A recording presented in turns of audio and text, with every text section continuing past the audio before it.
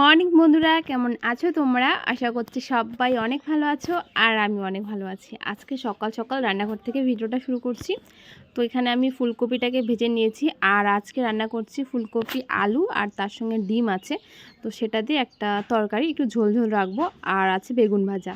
তো চলো আজকে রান্নাঘর থেকে ভিডিওটা শুরু করছি, তোমরা পুরো ভিডিওটা দেখতে থাকো, আশা করছি অনেক ভালো লাগবে। তো এখানে আমি আলুটাকে ভালো করে কষিয়ে নিয়েছি। এখানে দিয়েছি একটুখানি আদা, রসুন, জিরে আর পেঁয়াজ আর লঙ্কা। তো সেগুলো দিয়ে আমি আলুটাকে কষিয়ে নিয়েছি। আর এর আগে আমি ফুলকপিটা ডিমটা ভেজে তুলে রেখেছি, তো এখন সেটাই দিয়ে দিচ্ছি। তারপরে যখন একটুখানি কষিয়ে নেব তারপরে জল দিয়ে তারপরে কিন্তু ডিমগুলো দিয়ে দেবো।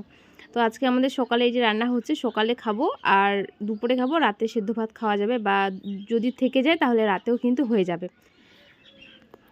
একবারে সকালে থেকে পুরো রান্না কমপ্লিট করে নেওয়ার পর সারাদিনের কোনো রকমের রান্নাবান্নার ঝামেলা নেই। তো সকালবেলায় অনেকটা পরিমাণে রান্না হচ্ছে। এখানে দুটো ফুলকপি ছিল আর এখন বাজারে নতুন নতুন ফুলকপি এসেছে, ধনেপাতা, তারপরে সিম, মানে শীতের সবজি এসেছে। তো সেগুলো এখন দারুণ মানে খাওয়া দাওয়া হচ্ছে বাড়িতে। আর ঠান্ডা দিন আসলে কিন্তু আমাদের বাড়িতে কিন্তু ফুলকপি আর ডিমের ঝোলটা কিন্তু সবথেকে বেশি খাওয়া হয়, তো সেটাই আমরা সবথেকে বেশি খাই।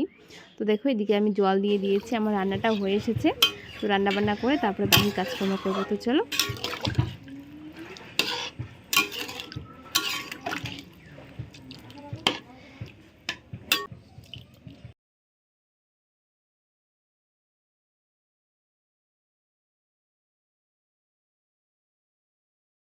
আমার ফুলকপি দিয়ে ডিমের ঝোল হয়ে গিয়েছে, একটা কড়াই আছে ওই পাশে। আর এদিকে আমি বেগুন ভাজার জন্য কড়াইটাকে গরম করে নিয়েছি। এখন একটুখানি তেল দিয়েছি। আর আমি কিন্তু আগে থেকে বেগুনটাকে জলের মধ্যে মানে কেটে জলের মধ্যে ভিজে রেখেছি, ওভাবে রাখলে কিন্তু অনেকটা তেল কম লাগে।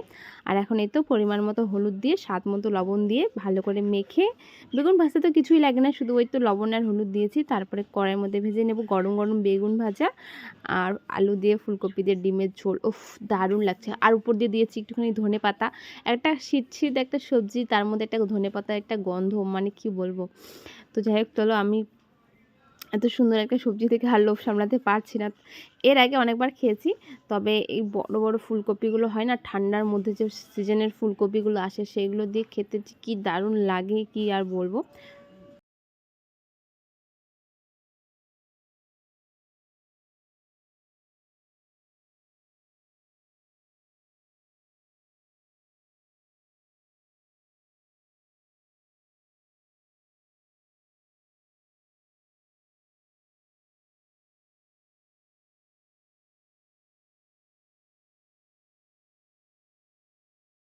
বেগুন ভাজতে বেশি সময় লাগে না, বেগুনটা খুব তাড়াতাড়ি ভাজা হয়েছে। এতে এখন নামিয়ে নিচ্ছি, একটু লাল লাল করেই ভেজেছি। তো ভালো করে ভেজেছি, দেখো কতটা পরিমাণে তেল আছে। অনেকটা তেল কম লাগে বেগুন ভাজতে যদি আগে থেকে জলের মধ্যে ভিজিয়ে রাখা যায়। তো আমার প্রত্যেকটা বেগুন ভাজা রেডি।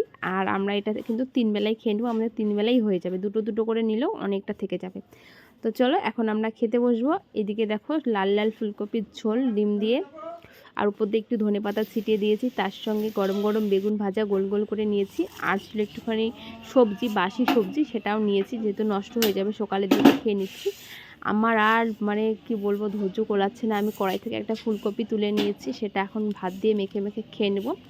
তো আমি এখানে বেগুন ভাজা, ফুলকপি আর কালকের বাসি সবজি নিয়েছি, এটাই আজকে আমাদের সকালের খাওয়া।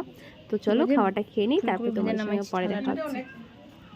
সারাদিনের টুকটাক কাজ টাজ করে এই তো এখন সন্ধ্যায় চা বানিয়ে নিয়েছি, লাল চা। দুধ চাও ভালো লাগে, লাল চাও ভালো লাগে। তো আমি চায়ের সঙ্গে নিচ্ছি কেক। কেক দিয়ে চা কেউ খায় কিনা আমি জানি না, তবে ঘরে ছিল তো ভাবলাম চলো আজকে কেক দিয়ে চা খাবো। আর এই কেকটার নাম আমি কি সেটাও জানি না। তো 1 কাপ চা নিয়েছি, তার সঙ্গে 4টে কেক নিয়েছি। মা একটা খাবে, আমি 3টে খাবো। তো চলো আজকের মতো ভিডিওটা এখানেই শেষ করছি। সবাইকে টাটা, গুড নাইট।